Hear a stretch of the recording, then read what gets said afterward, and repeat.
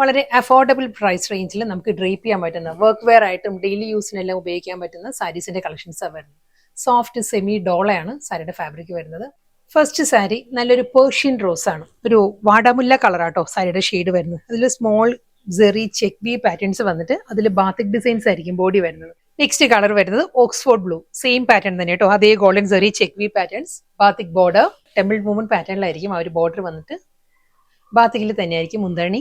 അടുത്ത കളർ നല്ലൊരു മെറൂൺ ആണ് സാരിയുടെ ഷെയ്ഡ് കേട്ടോ, മെറൂൺ വിത്ത് വൈറ്റ് ആണ് ആ ഒരു ബാത്തിക്കും സാരിയും തമ്മിലുള്ള ഒരു കോമ്പിനേഷൻ വരുന്നത്. നെക്സ്റ്റ് സാരി പാറ്റേൺ മാറിയിട്ടുണ്ട് കേട്ടോ, ഇത് വരുന്നത് ബാന്തിനി ഡിസൈൻ ആണ്. ഫുൾ ഒരു ബാന്തിനി പ്രിന്റ് വന്നിട്ട് ഗോൾഡൻ സെറി ചെക്ക് പാറ്റേൺസ് തന്നെയായിരിക്കും ബോഡി കംപ്ലീറ്റ് വരിക.